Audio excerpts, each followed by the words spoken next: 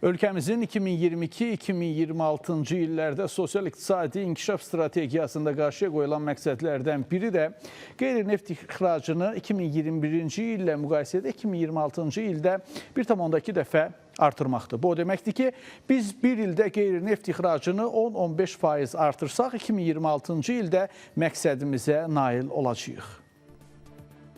Çalışırıq ki, qeyri-neft ixracının strukturunda daha çox əlavə dəyər yaradan, dəyər zəncirində daha çox dərinə gedən məhsulların, xüsusən də xammal və yarımfabrikatdan daha çox hazır məhsulun ixracına nail olaq. İqtisadi İslahatların Təhlili və Kommunikasiya Mərkəzinin icraçı direktoru Vüsal Qasımlı bildirdi ki, bu nöqteyi nəzərdən Azərbaycanın xüsusən neft-kimya sənayesi öndə gedir. İndiyə qədərki dinamika onu göstərir ki, Azərbaycan qeyri-neft ixracı hədəfinə çox yaxınlaşıb deyə icraçı direktor əlavə etdi. Əgər 26-cı ildə də biz təxminən 10-15%lik qeyri-neft ixracının artımına nail olsaq, onda 21-ci illə müqayisədə 1,2 dəfə qeyri-neft ixracını artırmış olacaq. Amma qeyri-neft ixracının strukturu ilə bağlı məsələ bizi çox maraqlandırır. Biz çalışırıq ki, qeyri-neft ixracının strukturunda daha çox əlavə dəyər yaradan və belə deyək ki, dəyər zəncirində daha çox dərinə gedən məhsulların ixracına biz nail olaq. 2025-ci ildə İqtisadi İslahatların Təhlili və Kommunikasiya Mərkəzinin Nazexport.az platforması üzərindən ixrac sifarişlərinin sayı 3200-ə çatıb, 763 sahibkara sərbəst satış sertifikatı təqdim olunub. Enterprise Azərbaycan portalında 141 startap və 15 ölkə üzrə iştirak qeydə alınıb. Bir pəncərə ixracat dəstək mərkəzinə isə 3451 sahibkar müraciəti daxil olub.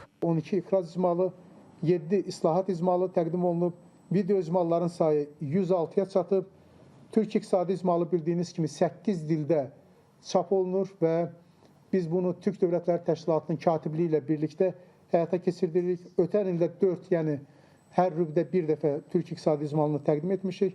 Həftəlik icmallar təqdim olunur və İqtisadi İslahatlar jurnalı isə bu Azərbaycanın ən nüfuzlu deməli, elmi jurnallarından biri kimi deməli, təqdim olunur. Qeyd edək ki, bundan əlavə insan resurslarının inkişafı məqsədi ilə mərkəzin əməkdaşlarının 40-dan çox beynəlxalq təlimdə iştirakı təmin olunub, 570 könüllü proqramlara cəlb edilib. Beynəlxalq əməkdaşlıq çərçivəsində 56 beynəlxalq tədbir və təqdimat həyata keçirilib. Fidan Səfərov, Əfqan Bayramov, Space xəbər.